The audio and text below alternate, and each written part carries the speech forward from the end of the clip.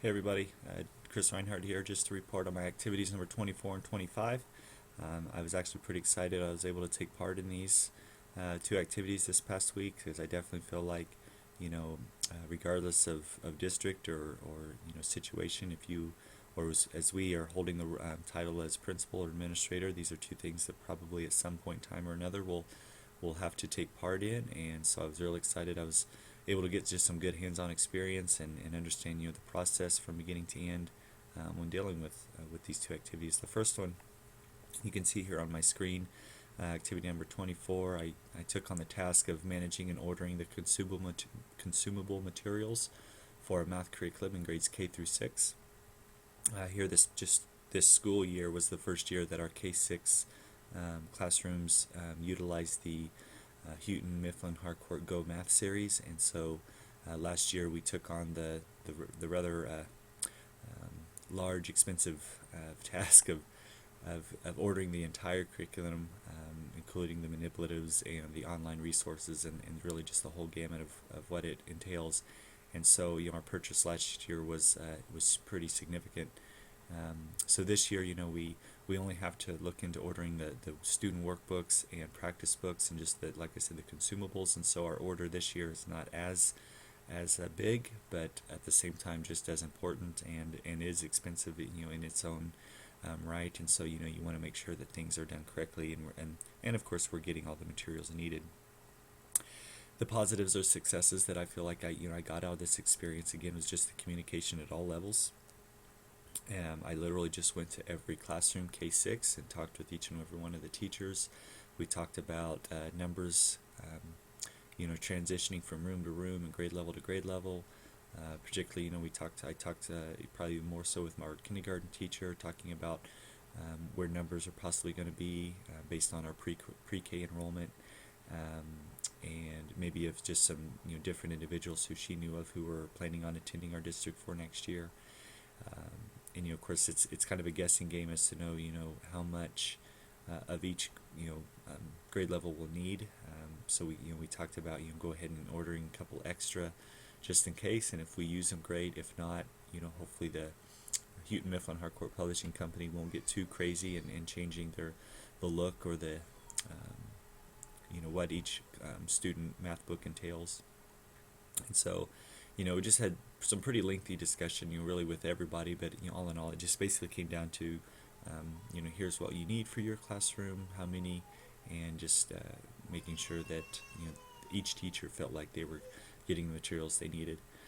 I did feel, I got a huge amount of appreciation from each teacher, just thanking me for taking on this task, and more so for just coming to them one-on-one and reassuring that the task is being taken care of, and it wasn't just a process of sending emails back and forth and the communication kind of getting lost in the mix there, and mistakes happening. I just felt like for something like this, I just took part of my day to go and get it done, and if it meant sitting down and having those conversations, and that's what needed to take place.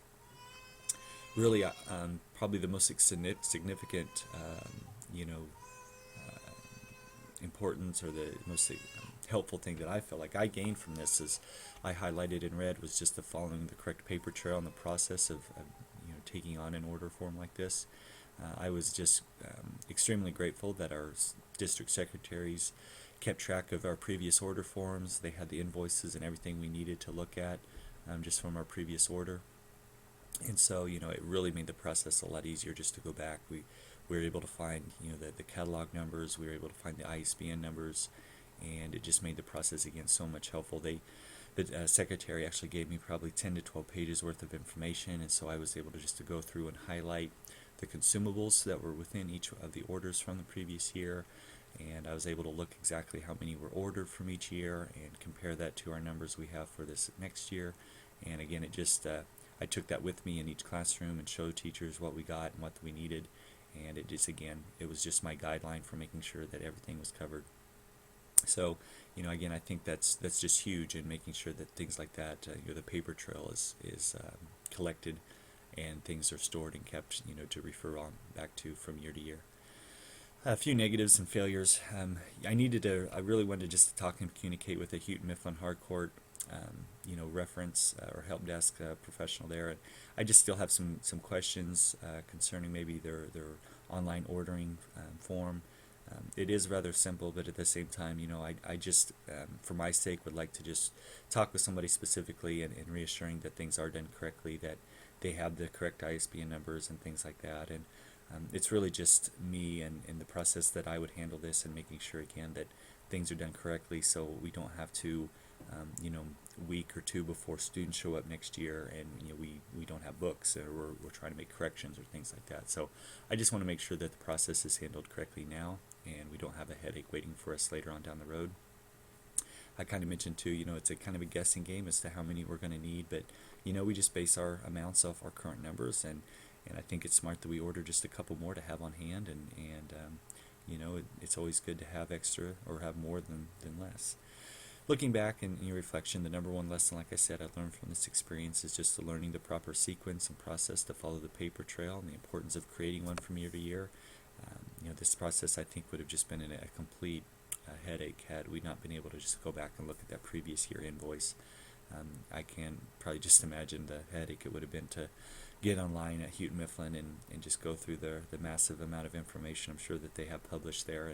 And yes, I know we could have eventually probably found what we needed, but again, what a huge success it was that we just had a file on hand, and the secretaries did an excellent job. She knew exactly where it was and right where to go, and it was just a matter of making a quick phone call down to our district office, and I had the information in my mailbox within an hour or so. So it was just a great, great process on everybody's part, action, getting everything done. I'm going to tie this with standard number 3. The educational leader promotes the success of every student by ensuring the management of the organization, the operation, and resources for a safe, efficient, and effective learning environment. Here's just an evidence piece of what else I did with that same activity. It's just the online form that I was able to go through. I kind of mentioned it again that I wanted to talk with a professional help desk person there at Harcourt, and we left messages and we're kind of passing some emails back and forth, but again, just to reassure that the order is done correctly, I just would like to have that one-on-one conversation with one of their professionals, before perhaps maybe, we click submit. So still some action to need to be done on this activity, but all in all, I feel like the larger part of it's taken care of. Everything's in place, ready to go. We know our numbers and our amounts, so we're looking in good shape. My next activity, or activity number 25, I feel actually is a pretty neat one to end on. I have a quick little video just going on here behind my video just to show you of what I was able to, my presentation. I attended this year's KAESP conference, and like I said, not only to attend, but as a presenter. My current administrator came to me back in it was earlier in the fall and asked me if I would be willing to do this, and I did. I jumped on the task. I thought it would be something good professionally to experience and just have that ability to have some interaction with some other teachers and administrators and things. And so I did go as a speaker and an attendant and was able just to listen in on all the different things that other schools are doing across the state, and not just listening to other teachers, but listening to administrators. Diane DeBecker, or Dr. DeBecker from the State Department, was there to inform us on some things that are taking place. And of course, everybody's hearing about the new education bill that's going through and some of the, I don't know, that's a whole other conversation, I'm sure there. But again, it was just good to get that experience, and I feel like some positive successes, again, like I said, were just the networking with the teachers and administrators. Many of them I've seen in various different in-service and different things, so it's neat just to see those people that are across the state. Another great thing was just the sharing the best practices and strategies from the field. These are things that I, as a teacher currently, am doing in my classroom. I went into other presenters and was listening to other teachers, listening to other administrators on things that they're doing within their schools that I feel like I can definitely bring back to our district and try to implement just to improve what we're doing. And so, I think it was just an excellent, I feel like it's a great conference to go to, and I don't know if some of you perhaps maybe were there.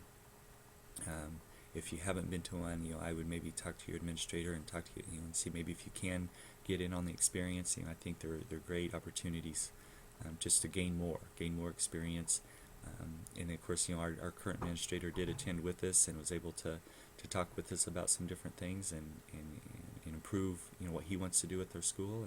And I feel like I definitely got some ideas in my back pocket too, that I would definitely hang on to if I become administrator myself.